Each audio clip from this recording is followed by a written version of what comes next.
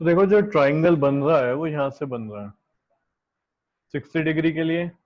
ये वाला ट्राइंगल होगा पी एम ए।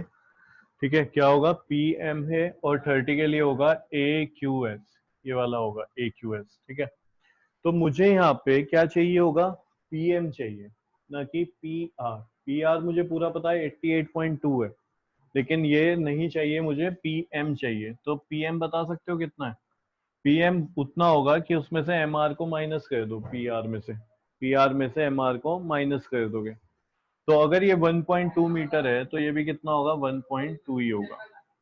ठीक है, ये भी कितना होगा जी, 1.2 होगा। एस टी कितना होगा, ये भी फिर 1.2 मीटर ही होगा। क्लियर हो गया? ये सब 1.2 1.2 है, क्योंकि ये गर्ल की हाइट है तो ये इक्वल चल रहा होगा यहाँ पे भी। तो यहाँ पे मैं लिख दूंगा, देखो कि भाई पी एम कितना है।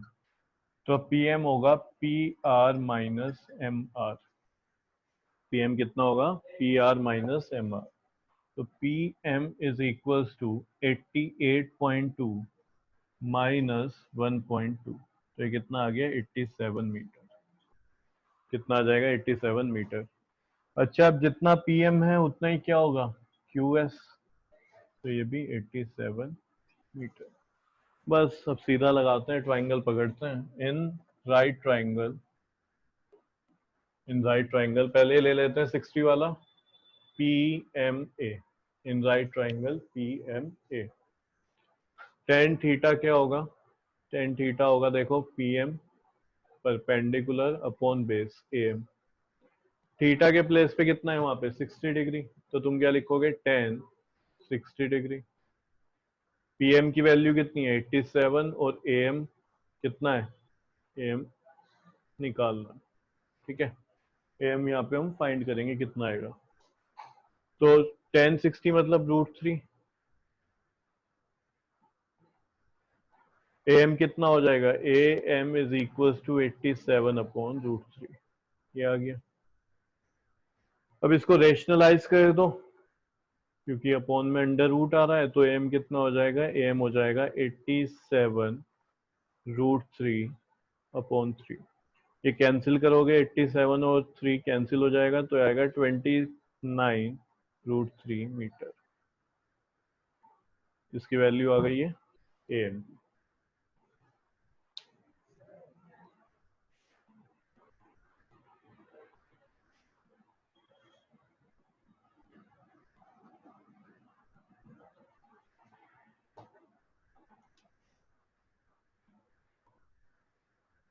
तो देखो इसको एक्स ले लेना, जानबूझ के, वरना बार बार एम एस वगैरह लिखना पड़ेगा। इसको क्या ले लोगे, एक्स, और एक्स ही हमें निकालना है, क्योंकि पी क्यू जो है वो एक्स के ही इक्वल होगा।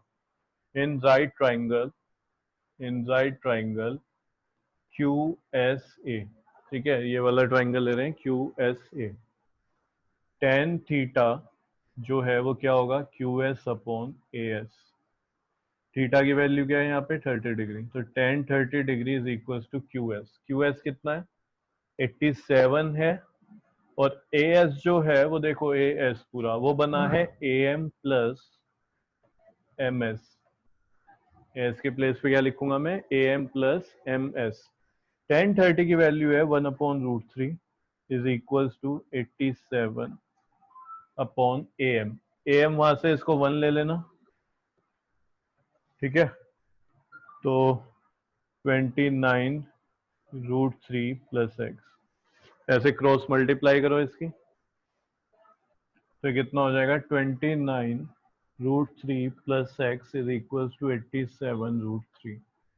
एक्स की वैल्यू कितनी हो जाएगी, 87√3 माइनस 29√3। तो एक्स कितना हो गया देखो, ये हो जाएगा 58 metre.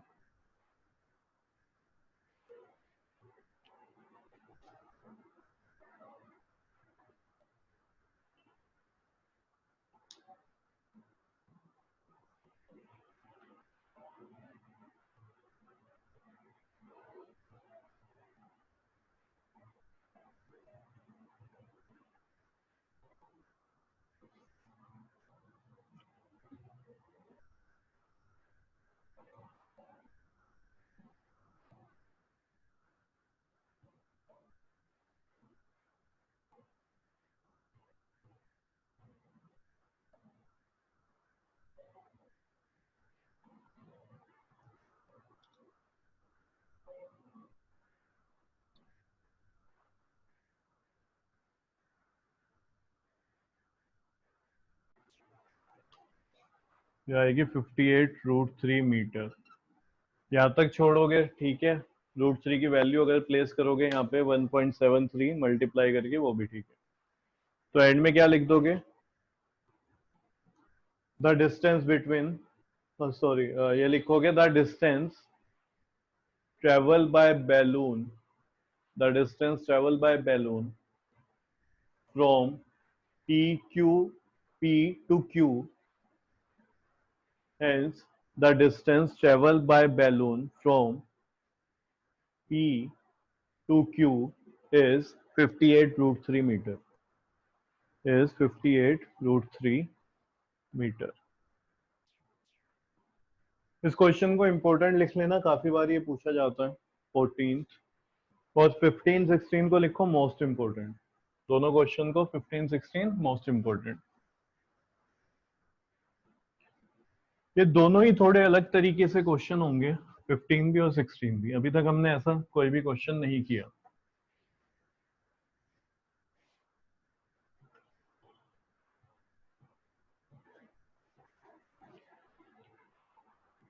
A straight highway leads to the foot of a tower.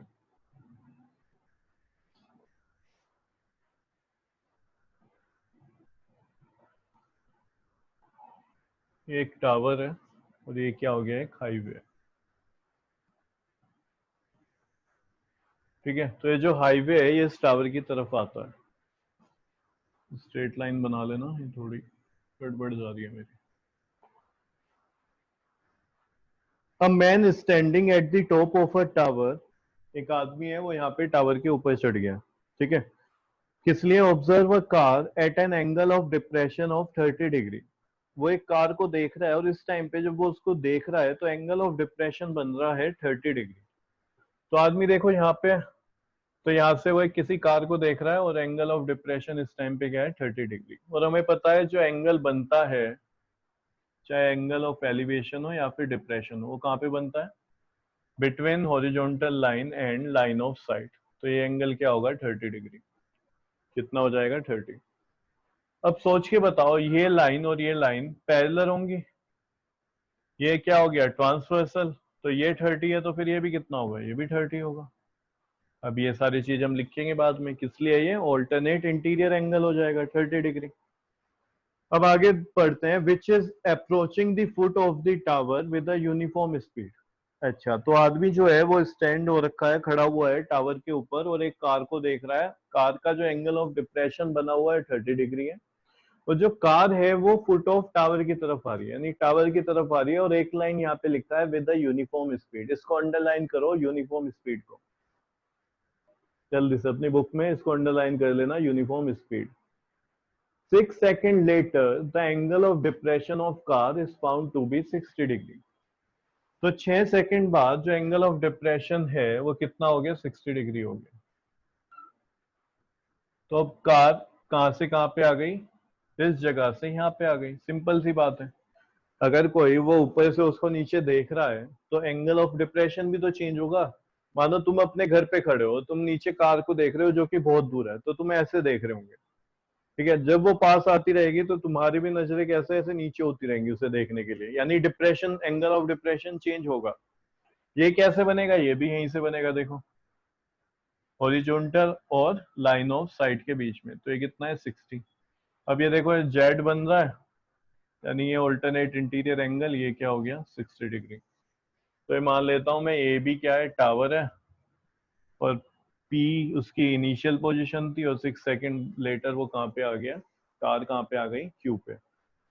Find the time taken by the car to reach the foot of the tower from this point. तो ये बताना है कार को कितना टाइम लगेगा फुट ऑफ टावर पे आने पे। कहां से, फ्रॉम दिस पॉइंट, यानी इस पॉइंट से बात कर रहे हो। ठीक है, जहाँ पे एंगल ऑफ डिप्रेशन लास्ट में कितना था, 60 डिग्री। क्वेश्चन बताओ समझ में आया या फिर नहीं? Yes sir. ठीक है, कैसे होगा, सॉल्व यस कैसे करेंगे वो भूल जाओ। ठीक है, ये बताओ अभी जो तुम्हें यहाँ पे दिखाई दे रहा है डायग्राम, वो समझ आ गया ना? यस मैं यहाँ पे लिख रहा हूँ, let A B be a tower. a man standing at A, ठीक है, spotted a car at P after 6 seconds. Position of car is Q. 6 second के बाद जो पोजीशन है कार की वो कितनी हो गई, Q पे आ गई कार। ठीक है, अब देखो पहला क्वेश्चन ऐसा हम पढ़ रहे हैं जिसमें कोई डिस्टेंस नहीं दिया। हमेशा दिया होता है कि टावर इतना बड़ा है तो बताओ कितनी दूर पे वो कार होगी या वो शिप होगा, या फिर इनके बीच में डिस्टेंस इतना है तो हाइट बताओ टावर की कितनी होगी, हमेशा दिया होता था। ये पहला ऐसा अजीब सा क्वेश्चन आया जिसमें ना तो उन्होंने कुछ दिया हुआ है, हमें कुछ नहीं दिया हुआ कितने मीटर है, और ऊपर से क्या पूछ रहे हैं, हमेशा पूछते थे हाइट बताओ कितनी है टावर की, डिस्टेंस बताओ दो शिप के बीच में कितना है, ठीक है, दो टावर के बीच में कितना है। यहाँ पे क्या पूछ रहे हैं, ये टाइम बताओ कितना लगेगा, यहाँ से यहाँ पे आने में टाइम पूछ रहे हैं कितना लगेगा। ठीक है, एक वर्ड जो मैंने अंडरलाइन कराया था तुम्हें, वहां पे क्या था, यूनिफॉर्म स्पीड, उसका देखो इंपॉर्टेंस है क्या, हमें लेके चलना है लेट यूनिफॉर्म, ठीक है, स्पीड बी वी, ये मान के चल रहे हैं स्पीड कितनी है, यूनिफॉर्म वी है। अब एक चीज समझना, डिस्टेंस क्या होता है, बताना जरा, डिस्टेंस का formula speed into Speed upon upon speed into time. देखो मैं हमेशा बोलता हूँ कि बच्चे क्या करते हैं, इसके सबके अलग अलग फॉर्मूले याद करते हैं। डिस्टेंस का याद करेंगे स्पीड इनटू टाइम, स्पीड का करेंगे डिस्टेंस अपॉन टाइम, टाइम का करेंगे डिस्टेंस अपॉन स्पीड, और हमेशा गलत लिखते हैं। ठीक है, कंफ्यूज हो जाते हैं खुद ही और फिर कुछ ना कुछ गलत लिखाएंगे। सारे भूल जाओ, सिर्फ एक याद करो, डिस्टेंस, सिर्फ और सिर्फ डिस्टेंस याद करो, डिस्टेंस होता है स्पीड इनटू टाइम, बस बाकी भूल जाओ, बाकी खुद निकाल लेना है ऐसे। अगर मैं तुमसे बोलूं, ठीक है, कि भाई पी क्यू डिस्टेंस कितना है, पी क्यू, तो तुम कहोगे पी क्यू तो दिया नहीं है, लेकिन तुम्हें पी क्यू में स्पीड तो पता है ना कितनी है, तो तुमने कहा ये पता है, ये तो वी है। मैं बोलूं टाइम कितना है, तो तुम कहोगे टाइम भी पता है 6 सेकंड है, उसे पी से क्यू तक आने में 6 सेकंड लगे, तो डिस्टेंस पता तो चल गया तुम्हें, कितना हुआ, 6v हो गया। कितना हुआ डिस्टेंस, 6v। वो बात अलग है, तुम्हें थोड़ा अजीब लग रहा होगा क्योंकि यहाँ पे v फंसा हुआ है, तो क्या हो गया, होने दो, कितना हो गया ये 6v। अच्छा, वो पूछ रहा है यहाँ से q से b तक आने में टाइम कितना लगा, तो हम कह रहे हैं t सेकंड लगे। ठीक है, let car takes t second, ठीक है, to reach foot of tower, to reach foot of tower, that is जो कि क्या है b फ्रॉम q। ठीक है, that is b from q। ठीक है, तो टाइम कितना लगा, t सेकंड लगे। तो फिर से देखो हम ये निकालना चाह रहे हैं बी क्यू कितना होगा, तो डिस्टेंस है बी क्यू, डिस्टेंस क्या होता है, स्पीड इनटू टाइम, स्पीड कितनी है यहाँ पे v है और टाइम लगा है t, तो ये क्या हो जाएगा, ये हो जाएगा vt। कितना हो गया vt। अब जो हमारे साथ अभी तक हम कह रहे थे कि इसमें क्वेश्चन में हमें डिस्टेंस वगैरह कुछ नहीं दिया, तो हमने वो डिस्टेंस निकाल लिया। तो अब मेरे पास जैसे पिछले वाले क्वेश्चन में मान के चलो हमारे पास 75 था, हाइट थी, ठीक है, इसी तरीके से अब मैं मान के चल रहा हूँ मेरे पास एक डिस्टेंस है, वहां पे ये कुछ दिया हुआ था तो मैंने ये है। ठीक है, तो ऐसे मान के चलेंगे कि अब क्या है, एक ट्राइंगल में मेरे पास एक साइड है, तो मैं दूसरी साइड निकाल सकता हूँ, यहाँ से क्या निकालो, ए बी निकाल दो। ठीक है, तो ट्राइंगल ले रहा हूं मैं, इसके बाद लिखेंगे यहाँ पे in right triangle A B Q. भाई होता क्या है इसमें, हाइट एंड डिस्टेंस में एक साइड दी होती है किसी भी ट्राइंगल में और उससे हम फिर दूसरी साइड निकाल रहे होते हैं। तो ये दे तो दिया, बेस दे दिया है, परपेंडिकुलर निकाल दो यहाँ से। तो यहाँ पे मैं लिख रहा हूँ टेन थीटा, तो टेन थीटा क्या होगा, परपेंडिकुलर यानी कि ए बी, और बेस कितना हो जाएगा, ये बी क्यू। थीटा आपके प्लेस पे क्या है यहाँ पे 60 डिग्री, तो ये हो गया tan 60 degree is equals to A B. A B कितना है नहीं पता, बी क्यू पता है, तो बी क्यू कितना हो गया वी टी, कितना हो गया वी टी। √3 वैल्यू होगी इसकी, A B upon v t. तो ए बी कितना आ गया, ए बी हो गया √3 मल्टीप्लाई बाय वी टी, इसको ले लो 1। इसको हमने क्या ले लिया, इक्वेशन नंबर 1। क्यों लिया अभी आगे समझ आ जाएगा।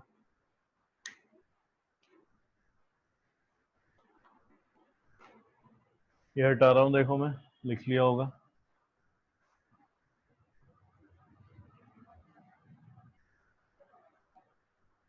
अब 30 किस में आ रहा है, 30 तो इस वाले ट्राइंगल में आ रहा है, लेकिन ये तो लेंगे नहीं हम, ये पूरा लेंगे। इसमें भी तो आ रहा है 30, 90 डिग्री बनना चाहिए, वो वाला ट्राइंगल लेंगे। तो in right triangle A B P, A B P tan theta, इसके अकॉर्डिंग परपेंडिकुलर क्या है इसका, ए बी, और बेस क्या है, बेस है भाई पूरा बी से पी तक, बी पी। तो tan 30 degree is equals to A B upon B P. अच्छा, जो बीपी है वो मिलके बना हुआ है, जरा ध्यान देना, B Q plus Q P, B Q plus Q P, इसको ऐड करोगे तो बीपी बन जाएगा पूरा का पूरा। सही है। tan 30 की वैल्यू होती है 1/√3 is equals to A B, B Q, ठीक है, प्लस क्यू पी अपॉन में। अगर कभी वैल्यू डालनी पड़े इस तरीके से, दो तीन चीजें हो, तो मत लिखना, पहले क्रॉस मल्टीप्लाई कर लेना, उससे थोड़ा इजी सा लगता है देखने में। ठीक है, अगर तुम्हें प्रैक्टिस है तो तुम कर सकते हो, नीचे वैल्यू डाल देना, कोई दिक्कत नहीं। मैं इधर भेज रहा हूं इसको क्रॉस मल्टीप्लाई, तो B Q plus Q P is equals to A B √3 की मल्टीप्लाई ए बी से हो जाएगी। अब देखते हैं, देखो बी क्यू क्या है, तो तुम कहोगे वी टी है बी क्यू, तो क्यू पी क्या है, तो ये है 6V। अच्छा, ए बी की वैल्यू वहां से निकाल चुके हम, तो ए बी के प्लेस पे लिखूंगा मैं √3 वी टी, और मल्टीप्लाई होगा इसका किससे, √3 से। क्यों, यहाँ पे लिख देना यूजिंग इक्वेशन 1। क्या लिखोगे कि भाई हमने यहाँ पे इक्वेशन 1 को यूज करा है।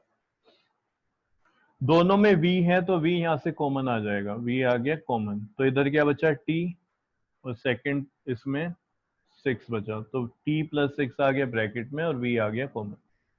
ये मल्टीप्लाई हो जाएगा, √3 क्या होता है, √3 के √3 से मल्टीप्लाई करोगे तो आएगा 3, तो 3VT, क्या आ गया 3VT।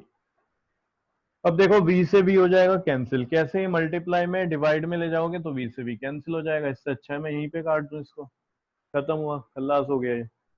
क्या बचा है यहाँ पे, t plus 6 is equals to 3t, इस t को उधर भेजो तो 6 is equals to 3t minus t, तो 6 इज इक्वल्स टू 2t। कितना आ गया, 6 2t के इक्वल, तो t की वैल्यू कितनी आ जाएगी, 6/2 यानी कि 3। कितना आ गया, 3। अब ये t लिया क्या था हमने, क्या आ गया t, t लिया था q से b तक का टाइम।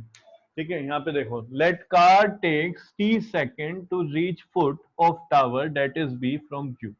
q से b तक के आने का टाइम था t, और t की वैल्यू कितनी आ गई, 3, यानी कि आंसर आ गया हमारा 3 सेकेंड।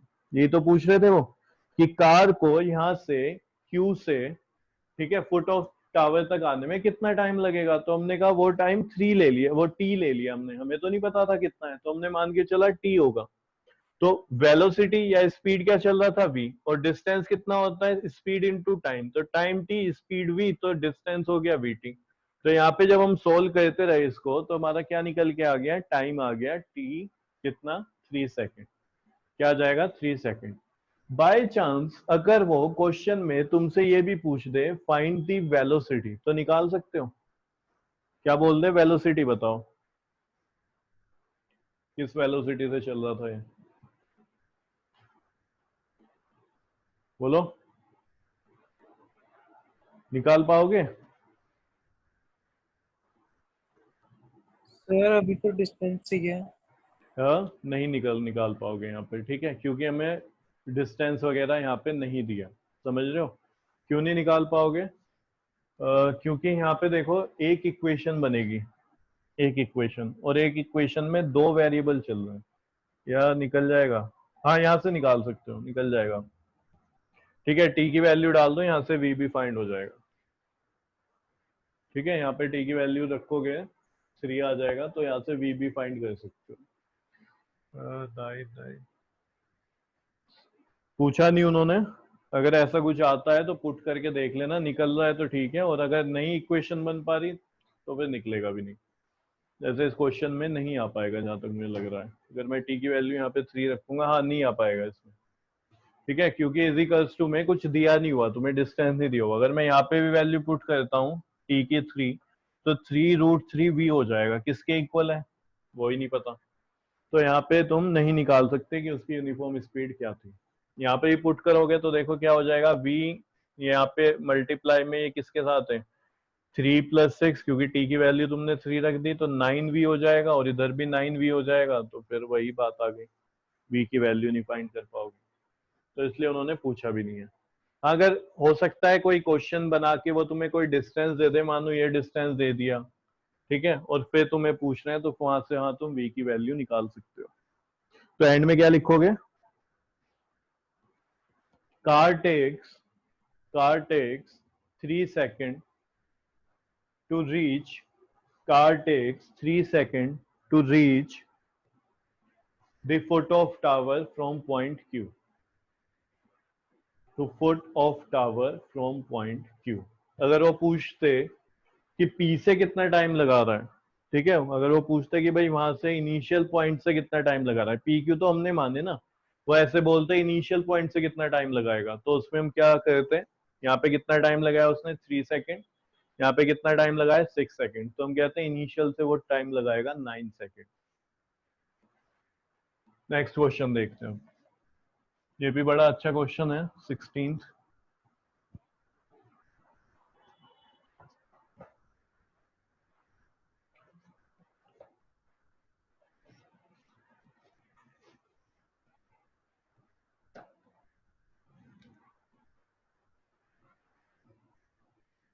The angle of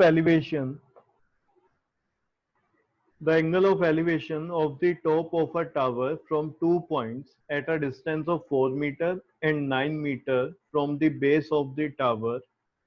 देखो कुछ ये कह रहे हैं वो, ये हो गया टावर,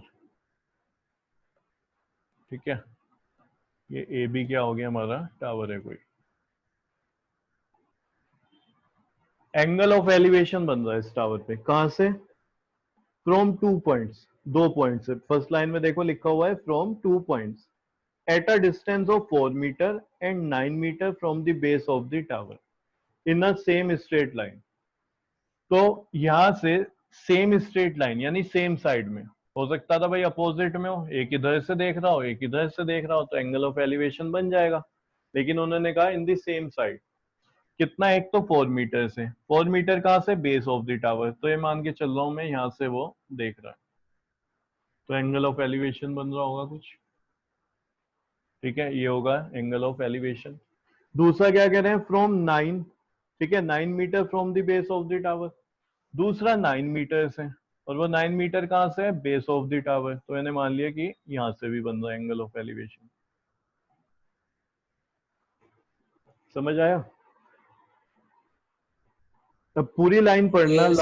लास्ट वाली, ठीक है, सेकंड लास्ट वाली, विद इट आर कॉम्प्लीमेंट्री, ठीक है, the angle of elevation of the top of the tower with it are complementary, ठीक है, शुरू के वर्ड पढ़े और मैंने फिर लास्ट में चला गया विद इट आर कॉम्प्लीमेंट्री। जो एंगल ऑफ एलिवेशन हैं वो कैसे हैं, कॉम्प्लीमेंट्री हैं, और हाइट ऑफ द टावर दी हुई है 6 मीटर, यहाँ पे ये दे दिया 6 मीटर। अच्छा, ये तो प्रूव करना है, ठीक है, नहीं ये दिया हुआ नहीं, ये कह रहा है prove that height of the tower is 6 metre, ये प्रूव करना है, तो हमें ये भी फाइंड करना है कि 6 मीटर आ जाए। ये बताओ एंगल दिए क्या उन्होंने, हाँ एंगल दिया है कुछ, No, कहीं sir. दिखता है लिखा हुआ 30 No, sir. 45 60, कुछ भी नहीं दिया, लेकिन उन्होंने ये दिया हुआ है जो एंगल ऑफ एलिवेशन है वो कॉम्प्लीमेंट्री है। अब मुझे बस ये बता दो कि कॉम्प्लीमेंट्री क्या होता है, ये जिनका सम तो 90 डिग्री होता किन का सम, तेरा और मेरा एंगल एंगल्स का, ठीक है, दो ये दो एंगल्स एंगल जिनका का सम क्या हो जाए 90 डिग्री हो, उसको ही हम कॉम्प्लीमेंट्री एंगल्स बोलते हैं। तो भाई उन्होंने पता क्या कहा है, उसने कहा है कि दो एंगल ऑफ एलिवेशन बन रहे हैं, एक बेस से 4 मीटर है और दूसरा एक बेस से 9 मीटर है, और जो दोनों एंगल्स हैं वो कॉम्प्लीमेंट्री है। उसने ये नहीं बोला कितना कितना है, उसने ये कह दिया दोनों का मिला के सम जो आ रहा है एंगल्स का वो 90 हो सकता है, ये 50 हो, ये 40 हो, या ये भी 45 हो, दूसरा दूसरा 45 तो नहीं होगा खैर, वरना फिर सेम सेम जगह पे होते हो, ठीक है। हो सकता है कितना हो, 60 हो, ये 30 हो, हमें नहीं पता, बस ये पता है 90 होगा। तो मैं मान लेता हूँ कि भाई अगर ये, ठीक है, ये थीटा है, तो ये बता सकते हो फिर कितना होगा, सर दोनों का 90 सम माइनस 90 थीटा। होना चाहिए, तो ये हो जाएगा 90 माइनस थीटा। सिंपल सी बात है, टोटल 90 होना चाहिए। मैंने कहा इसको मैंने थीटा दे दिया तो बचा हुआ कितना है 90 माइनस थीटा। मैंने कहा तुम्हारे पास 90 रुपए हैं, कुछ मैंने ले लिए, तो तुम्हारे बचे हुए कितने हैं, तो तुम कहोगे 90 माइनस जो आपने लिए। तो ऐसे ही यहाँ पे इसको मैंने अगर थीटा बोला है तो 90 माइनस थीटा, तुम चाहो तो इसको बोल दो थीटा, तो फिर ये 90 माइनस थीटा हो जाएगा।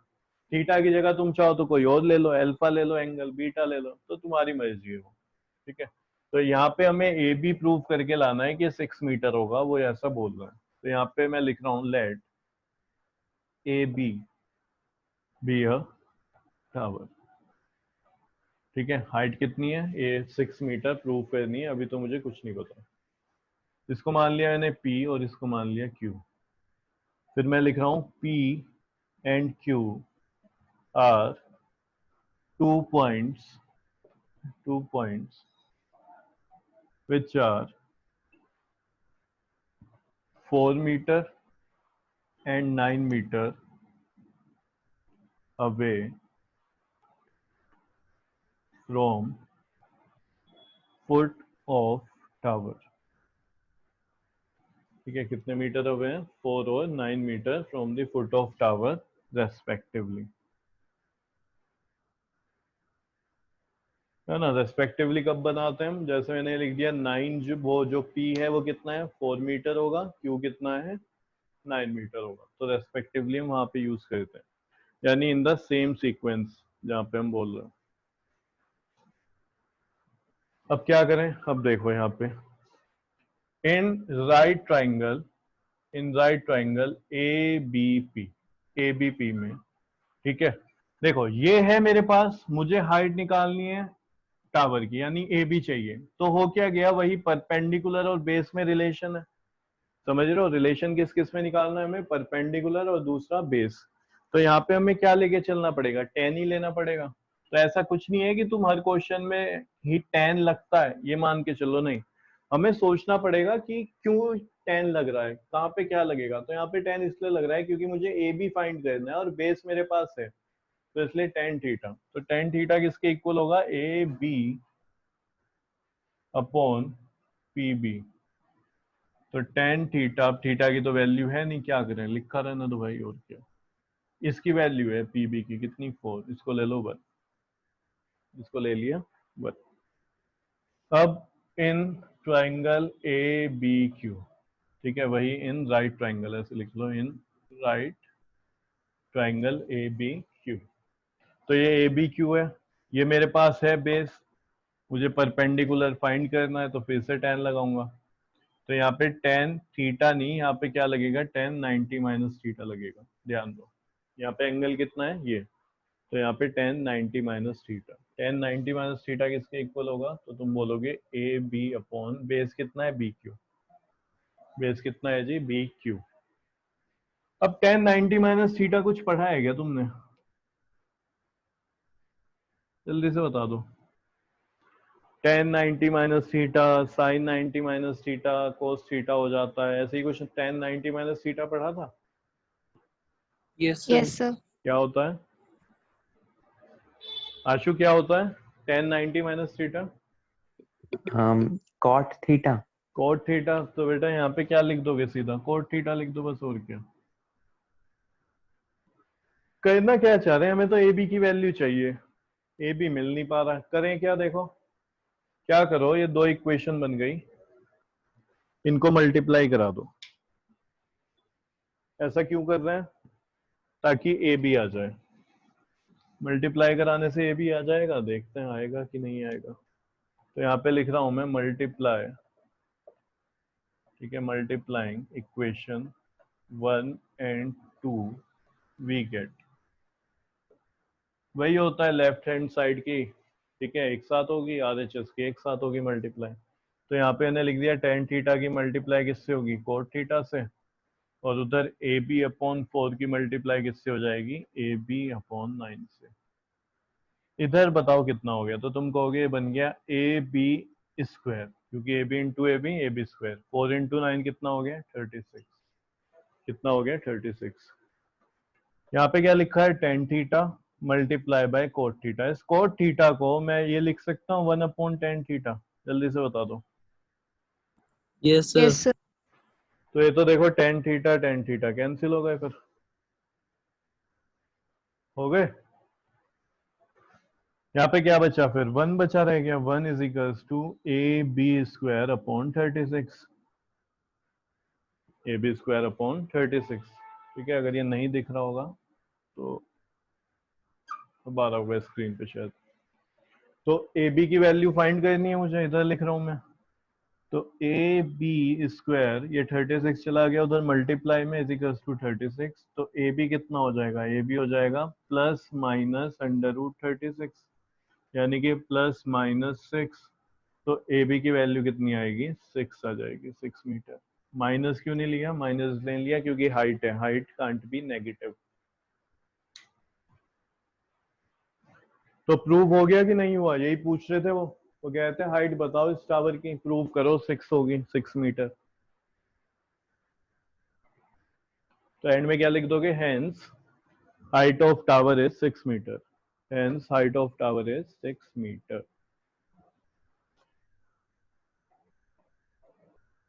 तो एक्सरसाइज तो हो गई तुम्हारी, अब शायद एग्जांपल्स में कोई प्रॉब्लम बता रहा था। कौन सा क्वेश्चन है, Yes, sir. So, example 6. Example number 6, 7 हो गया था।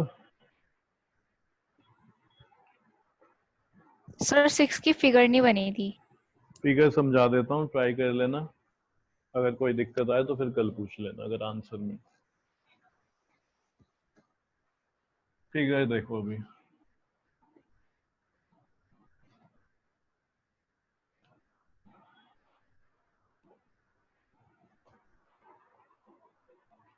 The angle of depression of the top and bottom, ठीक है, of a 8 metre tall building from the top of a multi storey building. देखो क्या करें, डिप्रेशन बन रहा है टॉप पे और बॉटम पे, यानी एक ऊपर और एक नीचे, ठीक है, इस तरीके से। किस पे, एक 8 मीटर टॉल बिल्डिंग पे। तो 8 मीटर टॉल बिल्डिंग हो गई है, ये क्या है 8 मीटर की टॉल बिल्डिंग। अगर इस पे डिप्रेशन बन रहा है इसके ऊपर, तो यानी कि जो सामने जहां से बन रहा होगा वो इससे बड़ी कुछ चीज होगी, टावर होगा या बिल्डिंग होगी, तो इससे बड़ी होगी। तो क्योंकि इस पे क्या बन रहा है, इसके ऊपर कह रहे हैं, ठीक है, इसके टॉप पे, और इसका बॉटम होगा ये, तो कुछ ऐसे बन रहा होगा, देखो कहीं से, मानो मैंने ये मान लिया, सीधा बनाना है, ठीक है, 90 डिग्री लगना चाहिए। तो ये तो बन गया इसके बॉटम पे, और ये बन गया इसके टॉप पे। मुझे पता है डिप्रेशन का कैसे लिया जाता है, हॉरिजॉन्टल लाइन और लाइन ऑफ साइट के बीच में। तो कह रहे हैं कि जो एंगल ऑफ डिप्रेशन बन रहा है, अब दोबारा से पढ़ो, angle of depression of the top and bottom of a 8 metre tall building from the top of a multi storey building. ये मल्टी स्टोरी बिल्डिंग हो गई पूरी, इसके टॉप से इसके टॉप पे जो एंगल ऑफ डिप्रेशन बन रहा है वो कितना है 30, और जो बॉटम पे बन रहा है इसके वो कितना है 45। तो देखो होगा क्या, ये जो है इसका जो अल्टरनेट इंटीरियर एंगल होगा वो आ जाएगा यहाँ पे। खुद देखो ये इस तरीके से z बन रहा है, और अगर यहाँ पे देखो तुम 45 के लिए z कहाँ पे बन रहा है, तो ये 45। तो ये बनेगी तुम्हारी figure. Find the height of the multi storey building, इसकी हाइट बतानी है और डिस्टेंस बताना है। तो डिस्टेंस या तो ये निकाल दो या फिर ये निकाल दो, कुछ भी निकाल दो वो आ जाएगा। बोलो अब ठीक है। Yes, sir. और कोई जिसको फिगर में डाउट है, कोई एग्जांपल जिसकी फिगर नहीं समझ आई। ये वाला हो जाएगा 7th वाला। एग्जाम कौन सा एग्जाम्पल है युविका, बोलना जल्दी। एग्जाम्पल सेकेंड और थर्ड। सेकंड और थर्ड, इसमें क्या फिगर में दिक्कत है? Yes sir. अच्छा अच्छा अच्छा। An electrician has to repair an electric fault on a pole of height 5 metre. Electrician को क्या करना है, एक पोल है जिसकी हाइट 5 मीटर है, उसको रिपेयर करना है। तो ऐसे पोल मान लेते हैं हम कि ये भाई पोल है और 5 मीटर है ये पूरा। She need to reach the point 1.3 meter below the top of the pole to understand the repair work. What should be the length of the ladder that she should use, which when inclined at an angle 60 degree to the horizontal। देखो क्या कह रहे हैं, वो कह रहे हैं कि पोल तो 5 मीटर है पूरा, लेकिन उसे पोल के टॉप पे नहीं जाना है, उसे पोल से 1.3 मीटर बिलो पे जाना है, वहां पे उसे उसका फॉल्ट पकड़ने में मिलेगा। देखो जैसे यहाँ पे डायग्राम बना हुआ है, इतना अच्छा इन्होंने दिखा रखा है। तो ये जो इलेक्ट्रीशियन है, ठीक है, ये ऊपर नहीं जा रही, वहां पे नहीं जा रही पोल पे, इसको यहाँ पे जाना है, इस जगह पे, ठीक है। तो यहाँ से वो कह रहे हैं 1.3 मीटर बिलो टॉप से, तो तुम्हें इस जगह आना है। तो पूरा कितना है ये 5, तो 5 पे ना जाके तुम्हें 1.3 मीटर नीचे आना है, तो वो कितना हो जाएगा, वो हो जाएगा 3.7। तो ये जो है ये 3.7 डिस्टेंस हो गया। और वो कह रही है कि वो अपनी लेडर किस तरीके से लगाएगी, तो उसने ऐसे लगानी है ये, और एंगल कितना बन रहा है यहाँ पे 60 डिग्री। तो दो चीज पूछ रहे हैं, एक तो लेडर की लेंथ पूछ रहे हैं शायद, और एक कितने डिस्टेंस पे। तो तुम्हारे पास एक परपेंडिकुलर है तो बेस निकाल दो, फिर इस परपेंडिकुलर का यूज करते हुए हाइपोटेन्यूस निकाल देना, उसके लिए लगाना साइन, जब हाइपोटेन्यूस निकालोगे और बेस निकालोगे तो 10। बस बाकी कल देखना फिर।